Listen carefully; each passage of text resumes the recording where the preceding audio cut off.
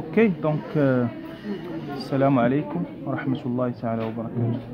Donc je vais essayer d'expliquer le blocage de la polyspermie. Polyspermie, ça veut dire tout simplement comment l'ovocyte elle va empêcher l'entrée de plusieurs spermatozoïdes. Normalement, on a un phénomène d'entrée d'un seul spermatozoïde. On parle de la monospermie. Normalement, un seul spermatozoïde qui va franchir les barrières de l'ovocyte. Voilà, donc on parle d'une monospermie et pas polyspermie. S'il y a une polyspermie, normalement, l'œuf fécondé, cette cellule, normalement, qui est censée donner un zygote, ça sera une cellule qui est létale, ça ne va pas donner un zygote et bien sûr, on n'aura pas l'individu.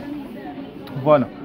Donc, comment empêcher la polyspermie avant d'essayer de résoudre le problème? Donc, on va essayer de présenter l'ovocyte. Donc, normalement, ça c'est première barrière. Ça, ce sont des spermatozoïdes. Normalement, via l'hyperactivité du spermatozoïde, puisqu'il y a une protéine bradodinéine qui va hydrolyser l'ATP, normalement, le passage au niveau des voies génitales, on va avoir une hyperactivité de ce spermatozoïde, bien sûr pour pouvoir arriver jusqu'à trompe de Fallope pour rencontrer l'ovocyte. Donc première barrière, on aura je vais faire pause. Donc première barrière, c'est la corona radiata. Ça, ce sont des cellules folliculeuses. Normalement, le spermatozoïde va franchir via une action mécanique. Donc, il va drifter pour pouvoir franchir ces cellules. Ok. Après, il doit franchir la zone pellucide. Normalement, la zone pellucide, c'est une zone, cette zone-là, c'est une zone où on va trouver 3 glycoprotéines. La plus importante pour nous, c'est ZP3, c'est une glycoprotéine. Donc le spermatozoïde va faire reconnaissance avec cette membrane plasmique, cette zone pellucide, exactement avec la ZP3. Après reconnaissance, bien sûr, il doit franchir, bien sûr, c'est la réaction, on va avoir une réaction acrosomiale, donc le spermatozoïde va libérer des enzymes qui vont hydrolyser cette zone pellucide pour pouvoir franchir et arriver au niveau de la membrane plasmique. Donc reconnaissance, puis réaction corticale. Qui dit réaction acrosomiale, c'est libérer le contenu de l'acrosome. En fait, l'acrosome, le contenu, ce sont des enzymes que le spermatozoïde il a pu acquérir lors de la spermiogenèse. Donc la spermiogenèse, c'est une étape de la spermatogenèse. Donc ce sont des enzymes très puissants qui vont dégrader la zone pellucide, juste une partie de la zone, pour pouvoir franchir et arriver au niveau de la membrane plasmique. Une fois arrivé au niveau de la membrane plasmique, le spermatozoïde va libérer un centriole et un noyau, c'est le pronucléus mâle. Donc il va libérer un pronucléus mâle plus un centriole. Donc le centriole qu'il va libérer, ça va servir à la formation d'un fuseau mitotique pour que l'ovocyte 2, bloqué en métaphase de deuxième division, puisse continuer sa division méiotique, ok, puisque cet ovocyte elle était toujours bloqué, elle attend l'arrivée du spermatozoïde. Ok, donc on aura premier phénomène, c'est l'amphimixie. Qui dit amphimixie ou caryogamie, c'est l'union entre les deux pronucléus mâle et femelle.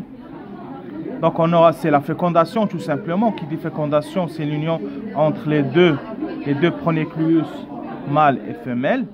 Mais la question qui se pose, comment on va avoir un blocage de la polyspermie? Normalement, un seul spermatozoïde va féconder l'ovocyte. Normalement, il ne doit pas y avoir une deuxième réaction acrosomiale avec une deuxième reconnaissance. Donc, on va essayer d'expliquer comment se fait le blocage de la polyspermie. Voilà. Donc, pour répondre à cette fameuse question, je vais faire un petit rappel, un petit récap. Donc on a la corona radiata, la zone pellucide. Normalement il y a 3 glycoprotéines, 1, 2, 3. Ce qui nous intéresse nous, c'est la 3e glycoprotéine ZP3 et la membrane plasmique. Donc pour bloquer le passage de tout cette partie, ces spermatozoïdes, pour bloquer le passage de ces spermatozoïdes, normalement il doit y avoir 2 changements majeurs. Premièrement, cette zone pellucide, elle va changer de structure. Ça c'est très important. Pourquoi? Parce pour qu'il n'y ait pas une reconnaissance. Donc je reprends, changement de structure. Qui dit changement de structure? Donc changement de structure des glycoprotéines. Plus il doit y avoir une réaction corticale. On va expliquer c'est quoi la réaction corticale. Donc 2 changements. La zone pellucide va changer de structure, plus une réaction corticale. Tout simplement, c'est quoi la réaction corticale? La réaction corticale nécessite normalement le calcium. Faites attention, le calcium est indispensable à la réaction corticale. Ok? Faites attention, nécessite le calcium, la réaction corticale. Donc je reprends. Pour bloquer la polyspermie, pour empêcher l'entrée, le franchissement d'un 2e ou bien 3e spermatozoïde, il doit y avoir 2 phénomènes majeurs. La réaction corticale et le changement de la structure de la zone pellucide. Donc la réaction corticale, on va lire tout simplement, on va libérer des granules qui vont fusionner avec la zone pellucide. Du coup, la zone pellucide, il va changer de masque.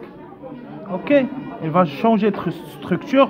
Automatiquement, le spermatozoïde, il ne pourra pas faire une reconnaissance. Donc la zone pellucide, elle va changer. Ça, c'est la première voie de blocage. Également, on va avoir une inversion du potentiel membranaire. Ok? Donc pour les étudiants de Bensik, normalement, le potentiel membranaire, c'est un cours de S4, électrophysiologie, avec M. Khsmi. Ok? Donc, je vais essayer d'expliquer les choses. Donc, l'inversion du potentiel membranaire, il faut savoir que chaque cellule il a un potentiel membranaire. Ça veut dire, on va dire tout simplement millivolts. Donc, côté intracellulaire, il y a une valeur. Côté extracellulaire, il y a une 2e valeur. Donc, ça, ce qu'on appelle un potentiel membranaire. Donc, inverser un potentiel membranaire, tout simplement, c'est changer de valeur. Parce qu'une cellule qui est vivante veut dire tout simplement, il y a de la vie, il y a un millivolt. Donc une mort cellulaire, une apoptose cellulaire veut dire tout simplement 0 millivolt.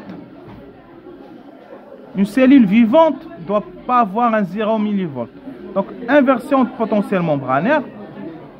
Comment? Tout simplement, je vais avoir l'entrée de sodium Na+, et sortie de K+. Donc normalement, ce transporteur, c'est un antipore. Donc entrée de sodium, sortie de potassium. Cela va répercuter sur le potentiel membranaire, sur la valeur en millivolts.